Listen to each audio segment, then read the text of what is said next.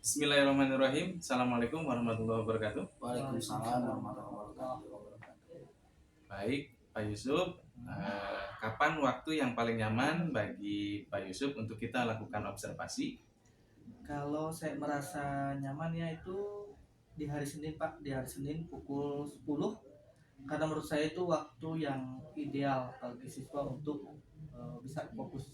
Oke, baik. Kita sepakat untuk melakukan observasi pada hari Senin tanggal 19 Agustus pukul 10 ya, Pak ya? Iya. Oke, baik. Sebelumnya bagaimana perasaan Pak Yusuf tentang observasi ini? Apakah ada hal yang ingin disampaikan sebelum kita mulai? Kalau boleh jujur ya, jadi saya ini sekarang sedikit gugup, tetapi saya memahami betul itu pentingnya observasi ini untuk mengembangkan saya. Saya berharap bisa mendapatkan masukan yang lebih bermanfaat lagi. Baik. Selanjutnya bisakah Pak Yusuf jelaskan sedikit tentang RPP yang akan digunakan nanti, Pak? Oh tentu. Jadi fokus RPP ini adalah kompetensi dasar yang terkait prosedur keselamatan kerja pada mesin, dan saya akan menggunakan kombinasi antara demonstrasi langsung dan diskusi kelompok. Baik, bagus. Dan kemudian apakah ada tantangan tertentu yang Pak Yusuf antisipasi dalam pelaksanaan RPP ini, Pak? Mungkin dalam hal memastikan ya semua siswa itu terlibat aktif dan terutama yang cenderung pasif. Oke, baik. Selanjutnya, apakah ada aspek tertentu yang dari pengajaran Pak Yusuf yang ingin Pak Yusuf fokuskan dalam observasi kali ini? Oke, saya ingin fokus pada manajemen kelas dan bagaimana saya bisa lebih baik dalam memotivasi siswa yang pasif. Oke, baik.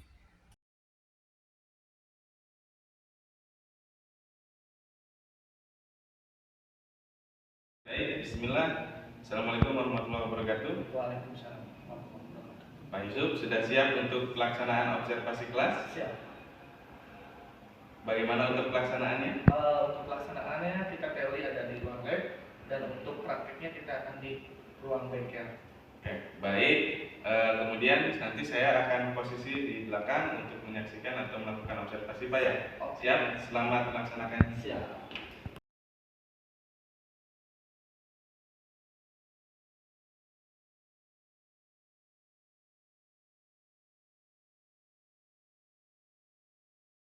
Oke.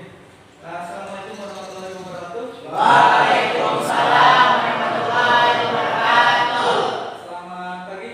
Pagi, Selamat semangat. Selamat lagi. Selamat pagi. pagi, pagi, pagi, luar biasa. Siapa kalian? TPSN, Kurang nampak. Siapa kalian? TPSN, Kalian siapa? TPSN, Oke. Yamaha. semakin hebat. Tepuk tangan buat kalian yang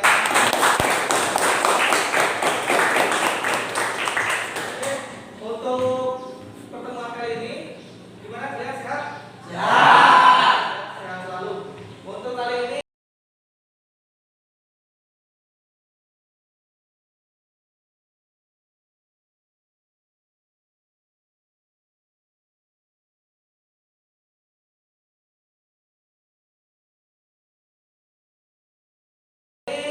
kita lanjut ke materinya ada di sasis ya. Hari ini kita bermateri sasis. Dan apa itu? Di sini ada sistem suspensi. Ada yang sudah tahu perihal suspensi? Hah? Suspensi itu kalau dikatakan di umumnya masuk bengkel ya, sistem di mana peredam kejutan. Ya.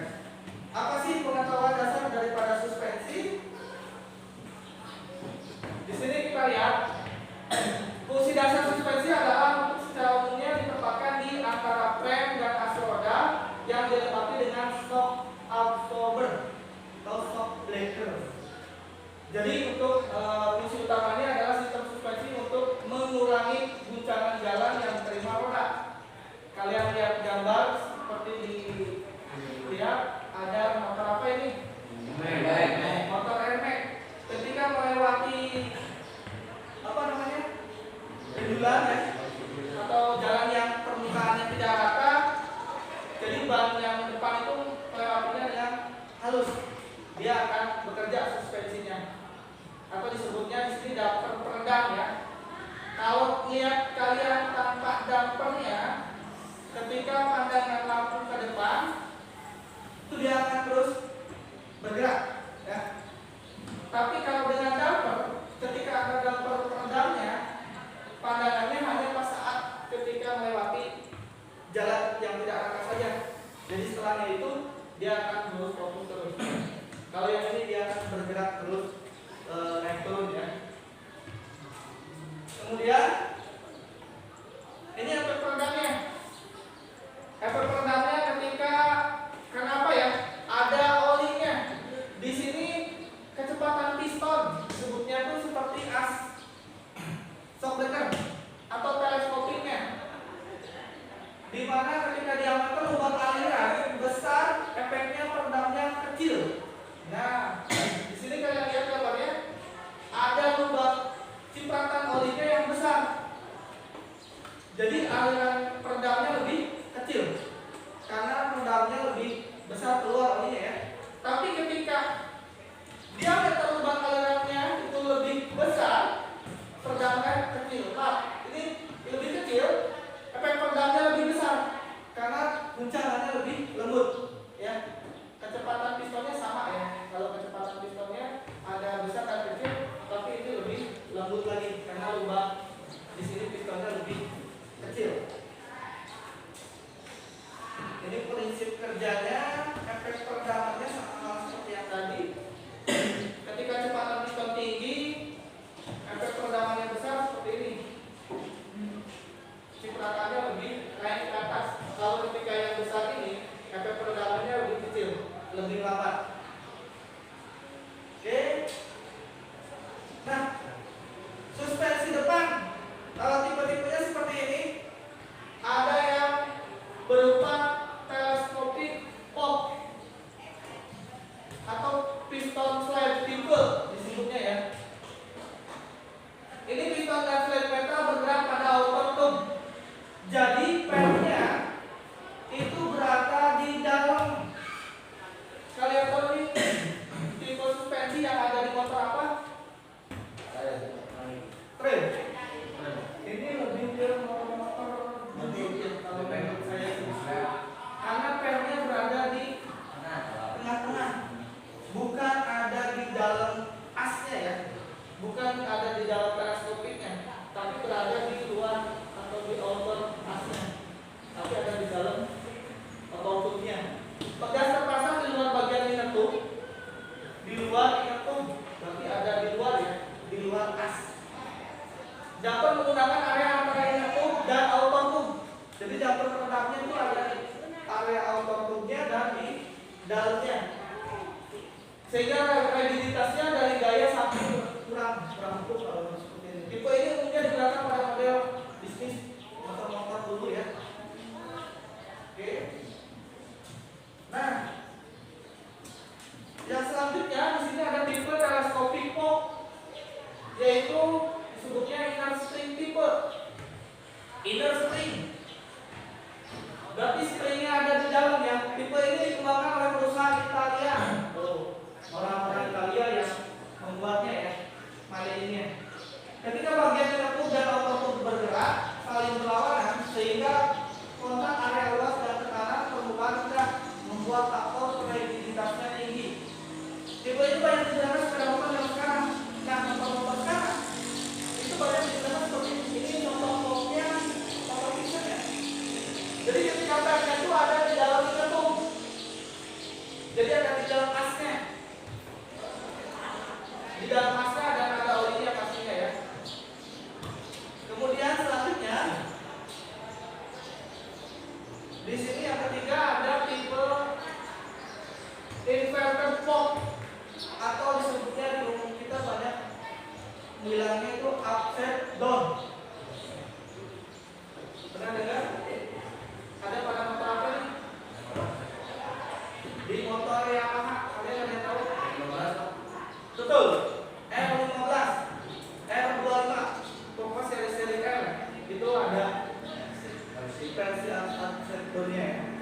Kalau di motor rodanya mungkin ada CRM, ya, motor sport, ya, CBM. Kemudian kalau di Kawasaki mungkin seperti KRX. Itu motor-motor sport yang resmi. Tipe ini termasuk pada tipe inner spring, kekuatannya yang lebih baik. Jadi dengan meningkatkan panjang gabungan inner tube dan outer tube, ini memiliki outer tube yang tetap ke bracket kemudi. Jadi dibalik ya. Ketika inner tube-nya ada di bawah, kalau yang tadi inner tube-nya ada di atas. Ini ada di bawah dan outer tube-nya atau tabungnya, bottom-nya ada di atas. Jadi terbalik-balik, lebih empuk lagi, lebih baik lagi. Ya. Terus mengurangi gesekan dengan baik, lebih kuat dan digunakan untuk pada sport dengan performanya yang tinggi. Oke, next. Ini ada yang disebut juga bottom limb fork. Bottom limb fork, ya, seperti halnya yang kemarin kita sudah belajar pada kemudi. Ada titik sudut di mana antara fork dengan roda ya. Kalau kita lihat di fork ini yang memiliki cushion unit yang terpasang di fork body yang terbuat dari plat besi dengan sistem link pada bagian ujung as roda. Inilah modelnya, di dalamnya seperti shock breaker belakang, betul nggak? Ya. Tapi dipasang di depan. Ini model jadul juga. Ketika posisinya ada yang di sebelah belakang, ada yang di depan. Itu mainnya tidak naik turun, tapi seperti rodanya yang pelan. Model-model tipe lama yang dulu mesti bengkel ada, motor jadul itu apa ya? Tetap itu mungkin seperti itu dalamnya. Jadi super shock breaker tapi ada di dalam. Oke. Nah ini cara kerja suspensi teleskopik. Cara kerjanya kalian bisa lihat ketika saat kompresi memendek, itu valve-nya ketika kompresi memendek, valve-nya terbuka. Valve itu valve ya, dia di sini, dia akan terbuka. Terus perhatikan ketika kompresi memendek dengan bertenaga, aliran gas oil menghasilkan hambatan. Oli shock breaker-nya ya, menghasilkan hambatan yang mencegah tenggelamnya suspensi dengan cepat. Nah, alurnya seperti ini. Jadi olinya akan masuk ke lubang office dan di dalamnya akan menahan benturan. Jika as atau teleskopik, di kita mah disebutnya as breaker ya. Yang bening itu, yang merah, putih, nggak putih, tidak bening. Yang trik, dia akan turun. Tidak mau bentur langsung ke counter truknya, tidak. Bayangin kalau tidak ada oli gimana? Dia langsung jeder ya. Jadi mentok ke bagian bawahnya. Ketika mentok, ya bolong dari bawahnya kan. Makanya adanya oli, adanya oil pop itu untuk menahan getaran atau meredam benturannya. Karena ada bantalan. Karena kan ada sifat-sifat daripada oli kan meredam getaran sebagai bantalan. Jadi tidak benturan langsung dengan besi dan besi.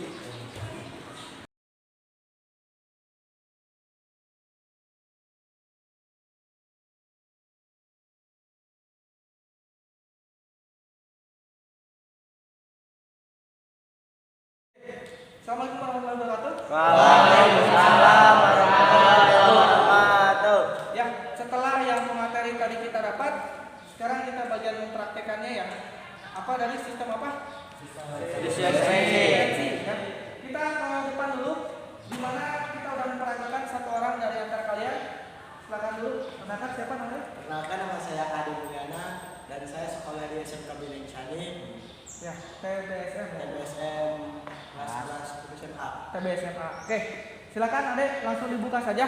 Untuk pertama yang mau dibuka, kita pertama-tama bongkar rodanya dulu ya.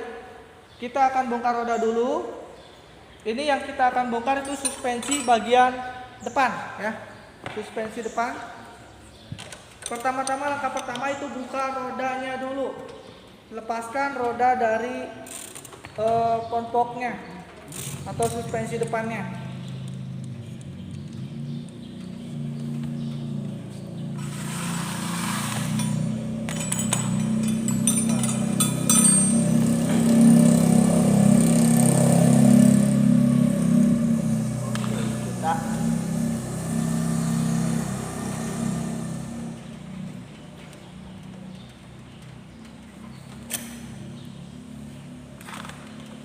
Ingat dipisahkan antara baut dan kunci-kuncinya, jangan disatuin dengan satu nampan ya.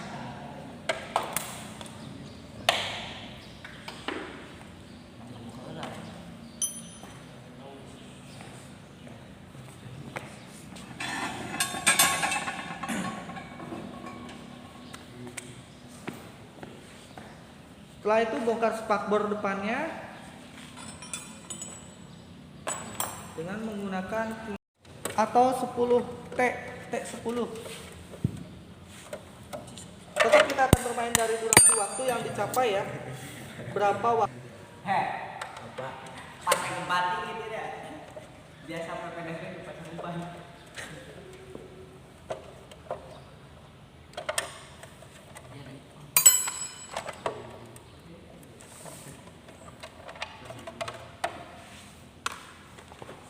Tempatkan spare part atau modelnya di tempat yang telah disediakan. Modelnya ya. Supaya apa? Supaya tidak ketendang-tendang atau tidak ribet-ribet. Oke, selanjutnya buka dulu panel depannya, D. Panelnya 10 ya. Biar gak repot.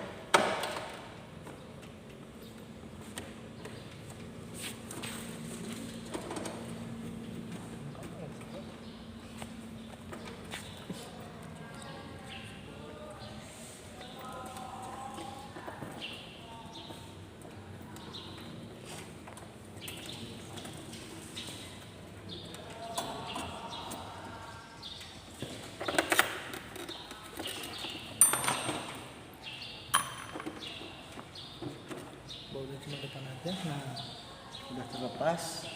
sudah terlepas panelnya atau cover depannya. Awas hati-hati penyimpanannya. Kemudian kita buka shockbreaker depannya atau suspensi depannya menggunakan kunci 14 shock atau 14 ring boleh. Lepas baut yang ada di segitiga bawahnya.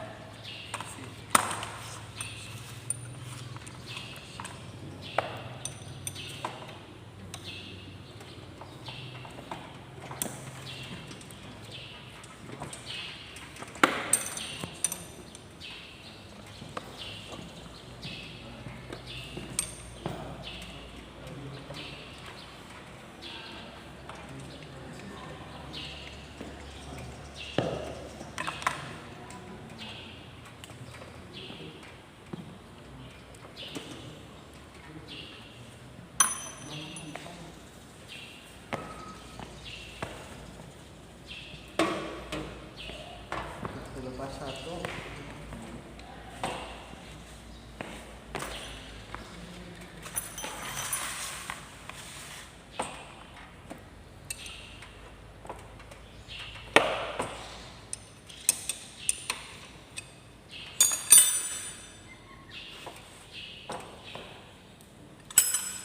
Kemudian salah satu di depan juga dibongkar juga ya.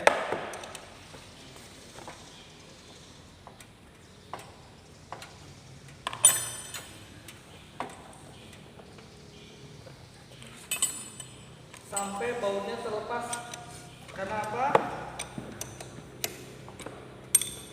Sengaja kita buat pasang bautnya yang paling atas.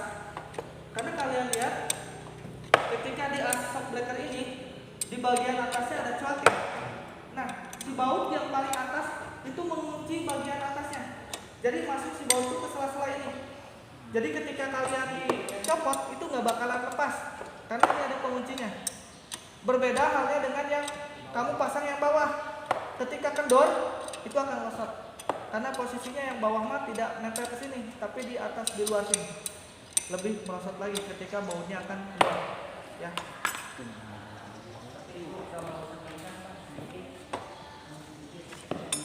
Diulang pertanyaannya apa? Apa pertanyaannya? Itu kan cuma sedikit Pak. Kuncinya.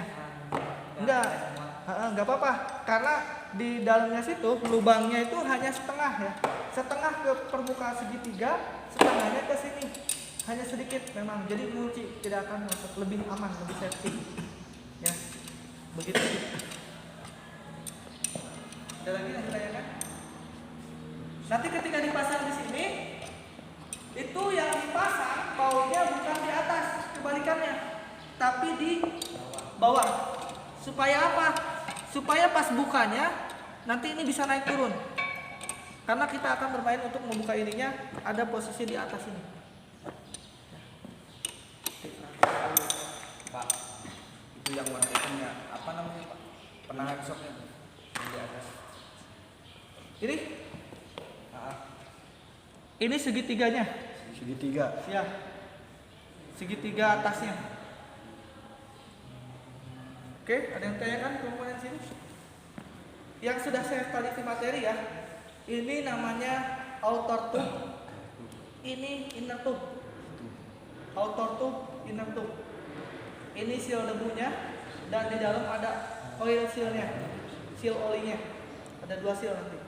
Pak, Kita akan buka dulu sirkuitnya, ya. ini saya mau bocor Pak. Bocornya dari sini atau dari bawah? Geduk. Dari sini. Kalau udah bunyi ngekeduk, biasanya itu sudah habis olinya, sudah berkurang olinya. Sehingga pas kompresi, dia akan mentok di sini karena udah peredam getahnya udah nggak ada, jadi akan bunyi betuk ya. Kamu cek seal olinya mungkin sudah aus atau udah harus diganti ya. Oke, sudah kita bisa mulai untuk pembongkaran komponen yang ada di dalam ini. Kita akan pisahkan inner tube dan outer tube-nya di alat yang sudah ada di depan sini ya. Ini kunci T-nya yang untuk mengunci di dalam nanti. Kita buka dulu. Masukin terus. Kalau misalkan memang kurang masuk, boleh pakai obeng di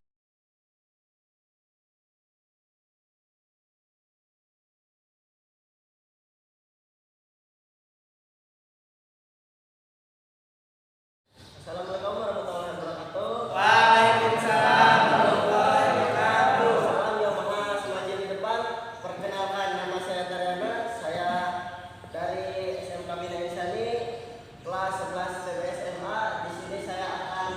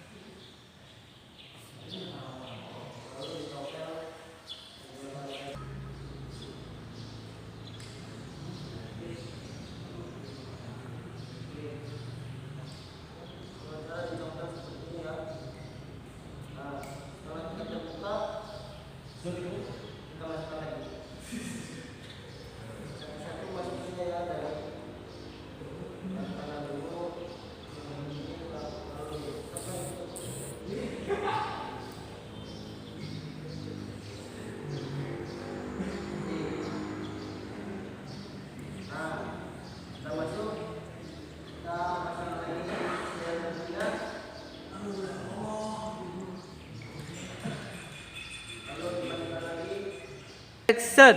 Terima kasih sudah menonton, mengikuti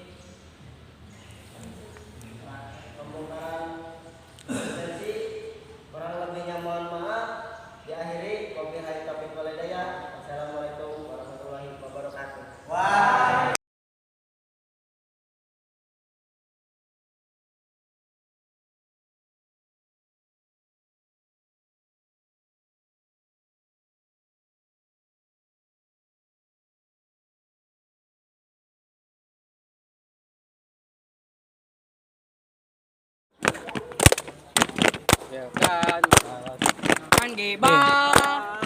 Izinkan kami unjuk prestasi di bawah naungan Bina Insani. Majulah yang maju yang mampu, tidak kembali pulang sebelum oli berceceran. Kalau oli menetes di tangan kita, kami mesti kami kata jual. Maju ayo terus maju.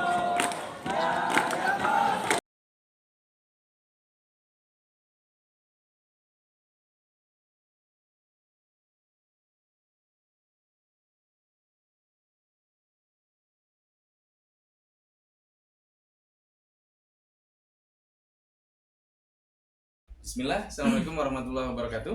Waalaikumsalam warahmatullahi wabarakatuh.